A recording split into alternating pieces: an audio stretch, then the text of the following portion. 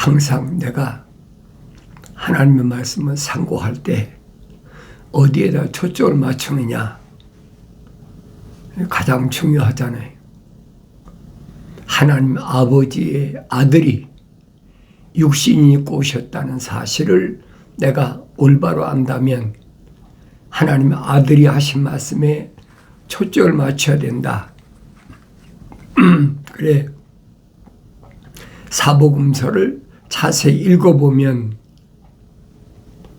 사복음서를 통해서 하나님의 아들을 올바로 조명했다. 사복음서를 모르면 하나님의 아들이 어떤 분이신가, 그분이 왜 오셨나 알 수가 없잖아요.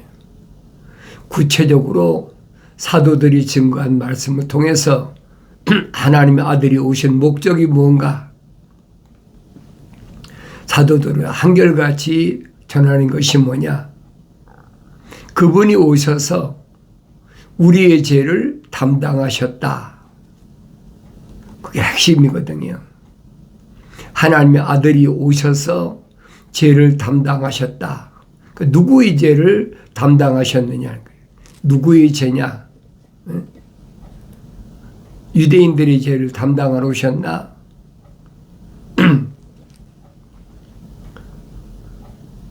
구약에서부터 선자들이 누구를 말씀하고 있느냐? 그걸 알아야 될 거 아닙니까?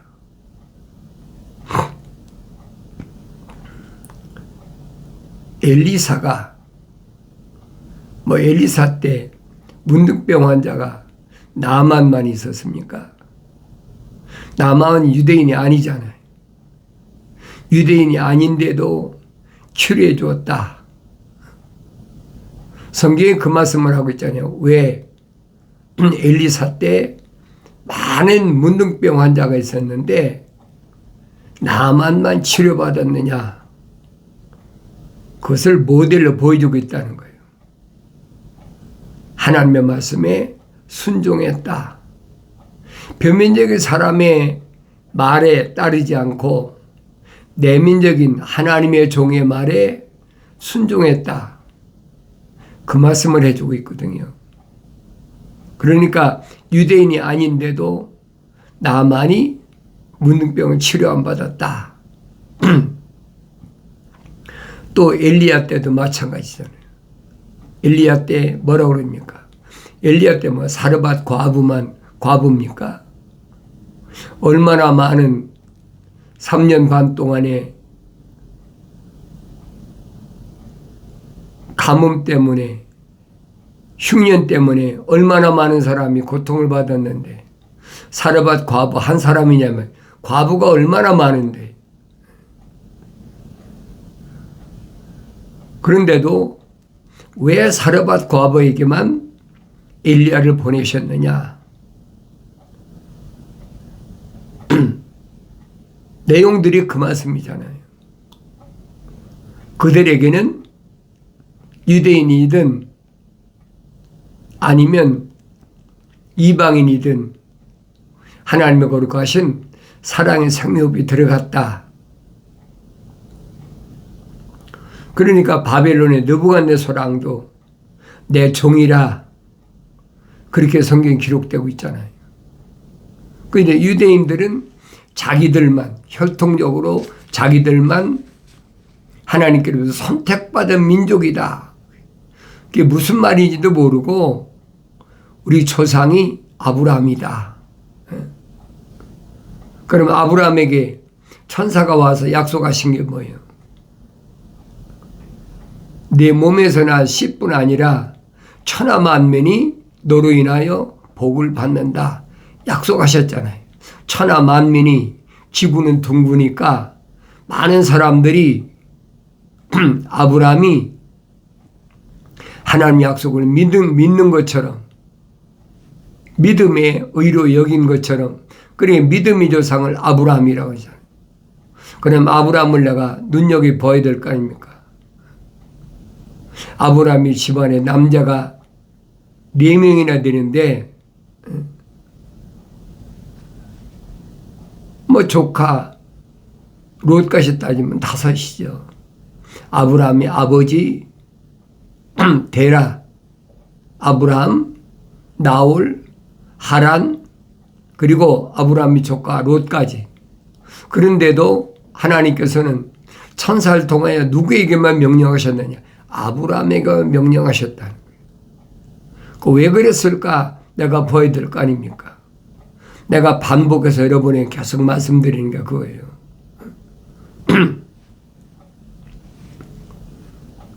다윗도 마찬가지 아닙니까? 다윗 위에로 6 형제가 있어요.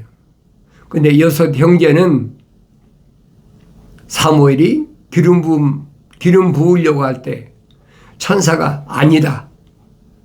그도 아니다. 그도 아니다. 6명을 다 통과시켜버린 거예요. 그도 아니다. 그런데 베들레헴 들에서 아버지 양치던 목동 다윗이 나타났을 때는 천사가 뭐라 합니까? 그다. 그가 내 마음에 합당한 자다. 그에게 기름을 부어라. 그러면 뭘 보고 사무엘에게 천사가 그에게 기름을 부으라고 명령했느냐 이 말이에요. 이 표면적으로 봐서는 이세의 큰아들, 둘째, 셋째, 넷째, 다섯째, 여섯째까지 다 다윗보다도 키도 크고 다윗의 형들이니까 사무엘이 기름 부으려고 그랬잖아요. 준수하고 잘생겼더라. 그래 기름 부으려고 그러는데도 천사가 아니다. 기름 붓지 말라는 거예요. 그럼 내가 보여야 될 거 아닙니까? 왜 그랬을까? 다윗이 뭐 외모가 특별한 게 있습니까? 똑같은 아버지 이새의 아들인데 다른 게 아무것도 없잖아요. 그래 내가 눈여겨봐야 된다는 얘기예요. 다윗 안에는 사도 바울이 설명한 것처럼 하나님의 형상은 닮았다. 하나님의 호흡이 들어갔다는 얘기. 그러니까 하나님의 영의 일들을 받을 수 있다는 거예요. 하나님의 영, 성령을 받을 수 있는 기초가 되어 있다는 얘기. 어려운 거 없잖아요. 얼마나 단순하고 순수합니까? 하늘의 지식이 전혀 필요 없어요.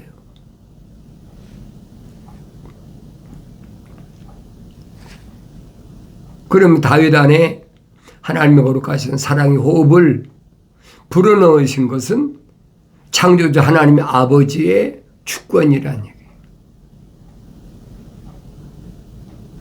피조물이 원한다고 되는 것이 아니잖아요.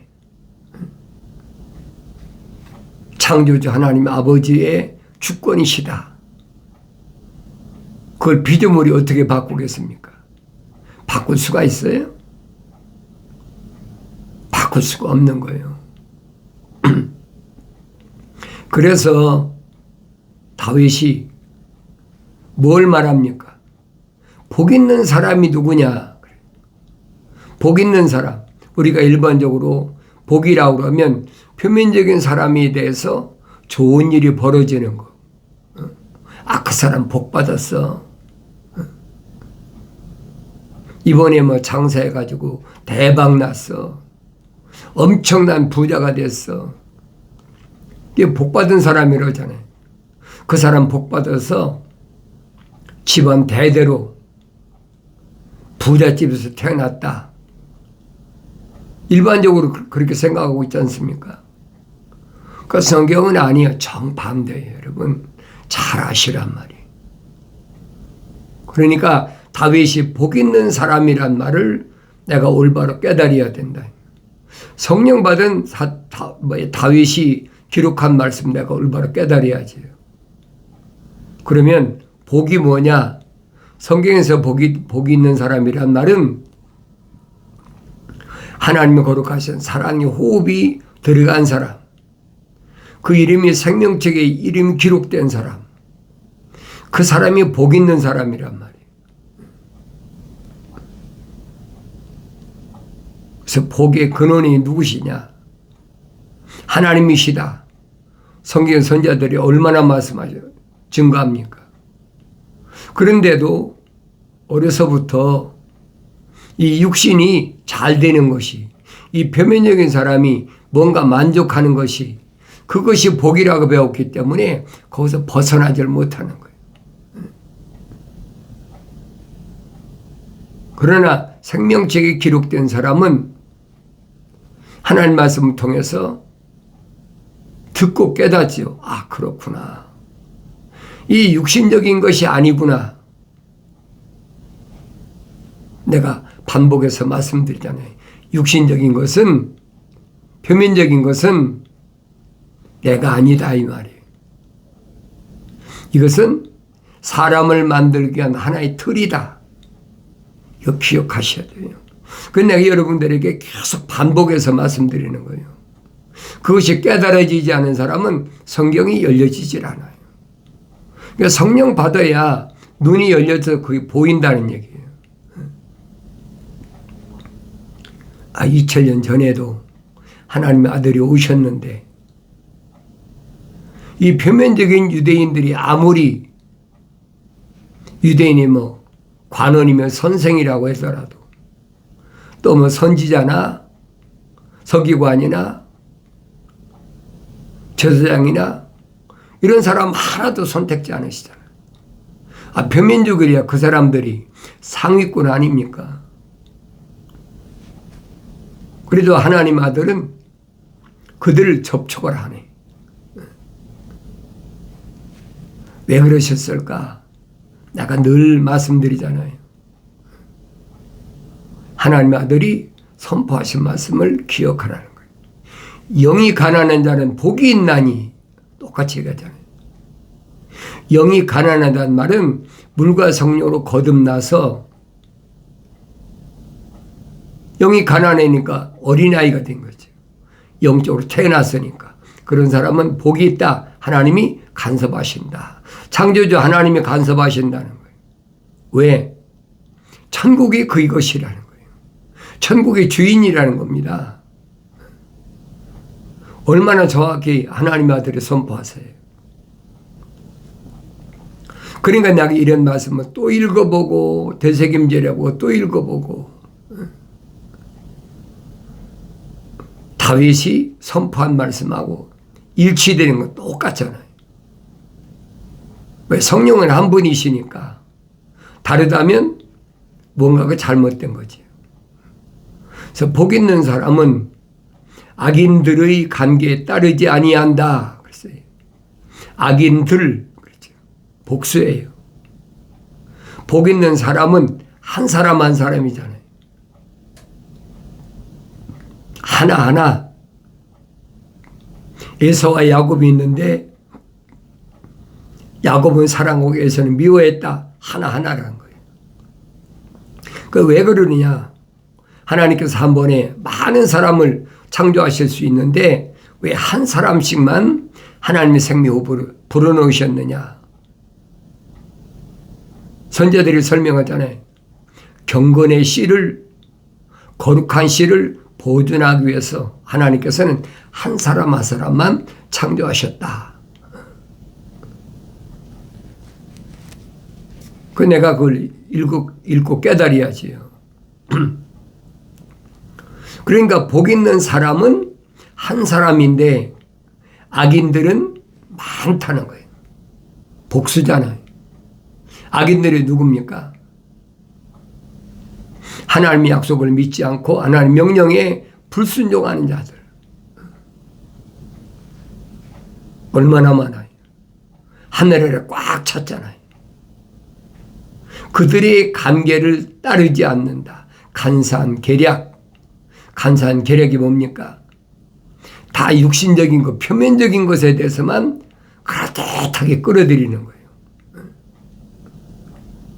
복받은 사람은 육신이 건강하고, 복받은 사람은 장사를 해도 대박 나고, 뭐 하늘에서 재벌이 되고 얼마나 좋아요.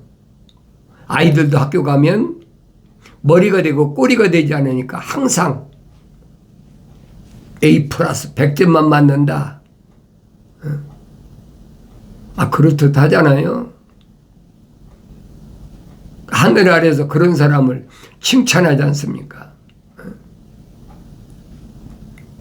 그런데 그것은 악인들의 관계란 말이에요. 그게 무슨 말이냐? 루시퍼가 파놓은 함정이라는 얘기예요. 루시퍼가 쳐놓은 덫이라는 거예요. 루시퍼가 쳐놓은 그물이라는 거예요. 그러니까 육신적인 것에 치우치면, 육신적인 것에 마음 뺏기면 그때는 악인들의 관계에 따르게 되는 거예요. 죄인들의 길에 서지 아니한다. 죄인들이 누가 죄인입니까? 죄인들은 악인들하고 똑같잖아요. 하나님의 약속을 믿지 않고 하나님 명령에 불순종하는, 네 가지 항상 설명해요. 죄란 말은 한문으로 넉사자이다. 안이비자를 더한 것이 죄예요. 그러니까 다니엘서 9장에서 설명하잖아요. 죄가 뭐냐? 첫째는 불신이나 하나님 약속을 믿지 않는 것. 두 번째는 하나님 약속을 믿지 않으니까 하나님 명령에 불순종하는 거예요. 세 번째는 패역한 것. 아들이면 아버지의 말에 순종해야 되는데 거역해. 이 거역하는 것이 뭐냐? 패역이란 말이에요. 네 번째는 우상숭배하는 음행. 하늘 아래 것을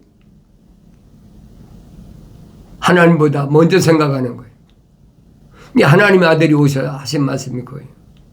나보다 자기를 낳은 부모를, 또 자기하고 같이 태어난 형제 자매를, 자기가 낳은 자녀를 사랑하는 사람 나한테 합당치 않다.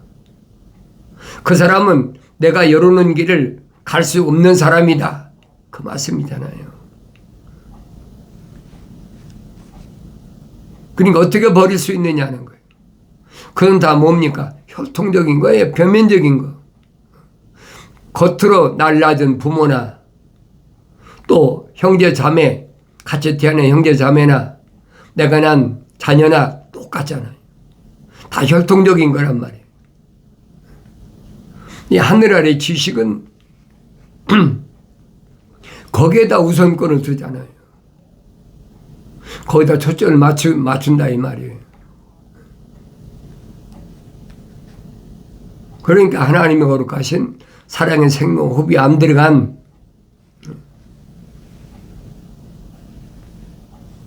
그런 사람들이 내 주위에 있으니까 그런 사람들을 누가 이용하냐?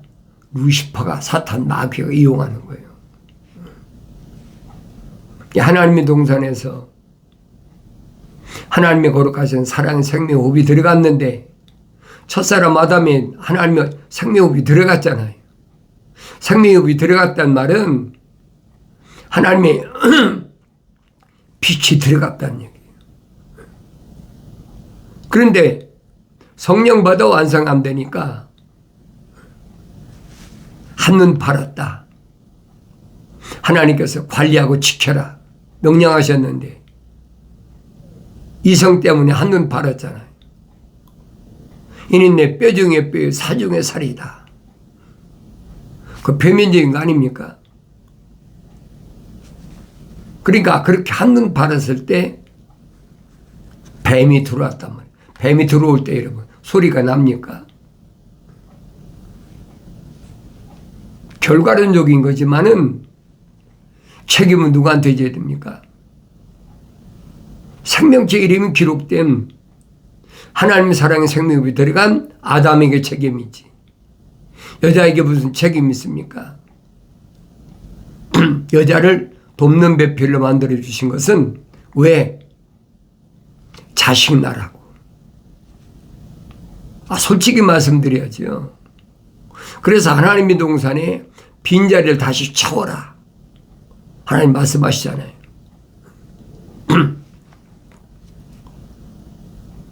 그런데 하나님 말씀을 거역하세요.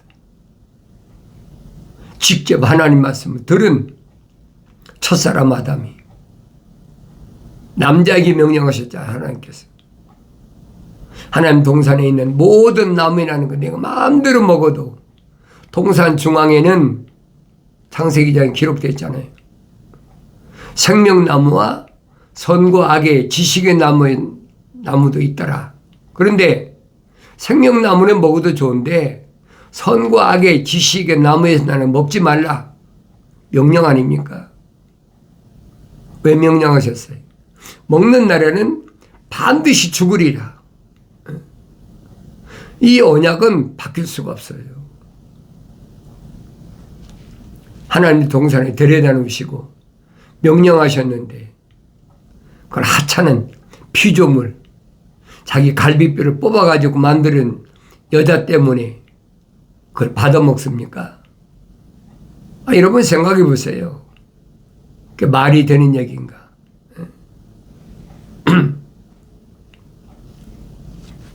그래 내가 성령 받고 성장하면 그걸 깨닫죠. 그렇구나. 간사한 계략이 바로 그것이구나. 성령 받아 완성되지 못했으니까 하나님의 거룩하신 생명호흡에 들어가지 않은 또 하나님께로부터 직접 하나님의 약속과 명령을 듣지 못한 이불을 무너뜨린 그 책임은 누구 있어요? 누구한테 있어요? 첫사람 아담 남자한테 있잖아요.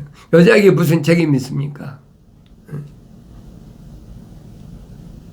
그 남자답지 못하니까 사도들이 남자다워라. 남자가 뭔지를 올바로 깨달아야지요. 이 표면적인 이런 겉사람의 남자를 말씀한 게 아니잖아요.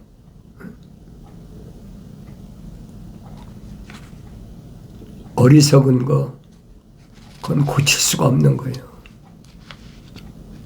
생명적 이름 기록된 거, 피조물이 어떻게 할 겁니까? 하나님의 거룩하신 사랑의 호흡이 안 들어간 걸 피조물이 어떻게 할 겁니까? 그걸 바꿀 겁니까? 창조주 하나님이 교회 가셔서 만드시고 진행하시는 것은 피조물이 아무도 손을 못 대요. 2000년 전에도 하나님 아들이 말씀하시잖아요. 아버지께서 일하시니 나도 일한다. 지금 하나님의 아버지께서 진행하고 계세요. 첫째 날부터 여섯째 날까지. 그 보이잖아요. 여섯째 날 마지막 우리 형상과 모습을 따라 사람을 만들자. 그 사람에게 만물을 다스리게 하자. 만물의 통치권. 그리고 완성된 사람을 하나님의 동산의 빈자리를 다시 채우도록 하라. 남자가 혼자 어떻게 채워요? 자식을 낳아야 채울 거 아닙니까? 그래서 돕는 배필로 만들어진 게 여자라는 얘기예요. 다른 데 목적이 있는 게 아니잖아요. 내가 깊이 상고에 보면, 묵상해 보면 그걸 깨닫잖아요. 그 성장해야 깨닫지요. 조롱하는 자들이 자리에 앉지 아니하는도다. 조롱한다.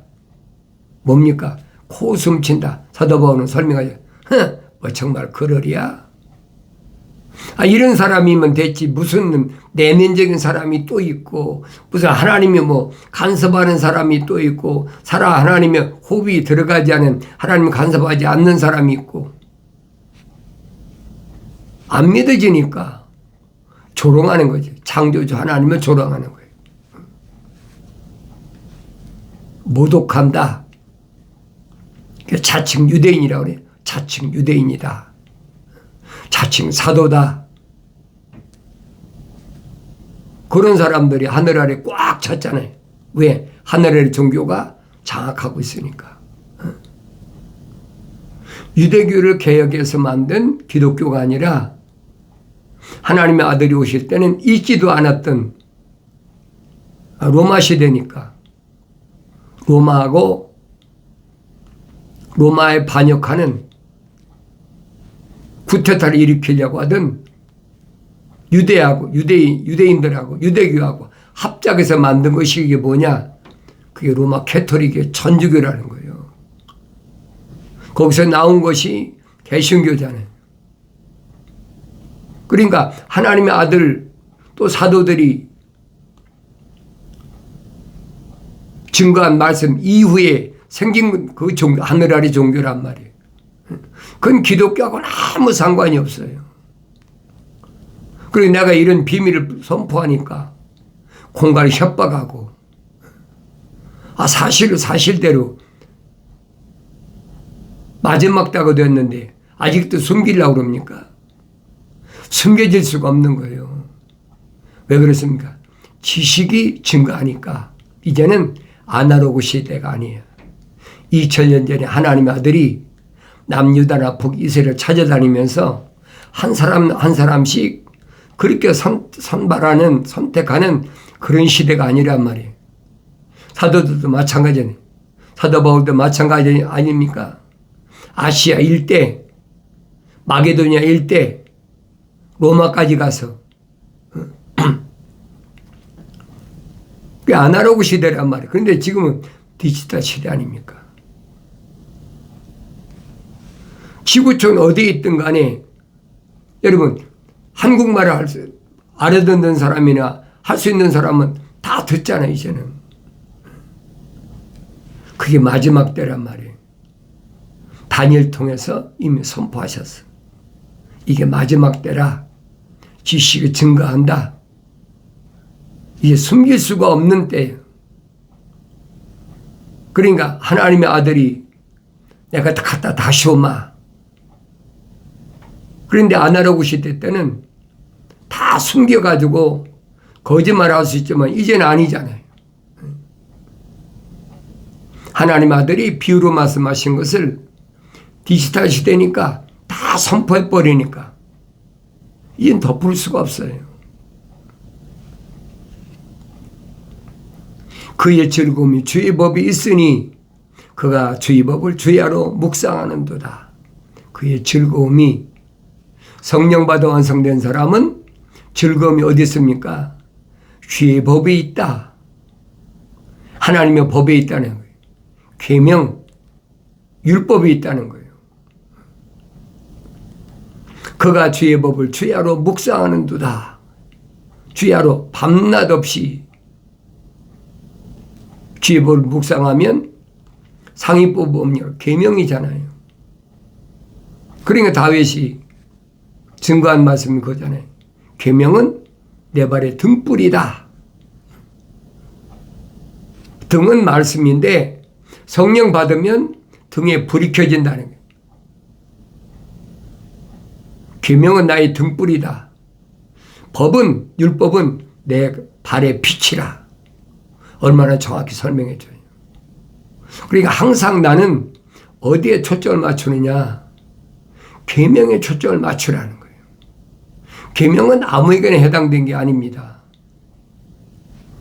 계명을 받은 출애굽한 이스라엘 백성을 보라는 얘기예요. 아무에게나 계명을 줍니까? 안 주잖아요. 지금도 마찬가지예요. 계명은 하나님 명령입니다. 공의예요. 공의에는 반드시 뭐가 따르냐? 사랑이 따라요. 거룩한 사랑, 퀄리티. 그러니까 법에 저촉된 사람은 성막에 와서 제사함 받는 거예요. 이거 짝이에요. 하나님의 아들은 하나님의 사랑으로 오셨다.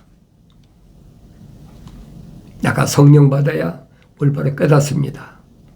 나의 책망을 듣고 돌이키라 보라. 내 영을 부어서 내 말들을 알게 하리라.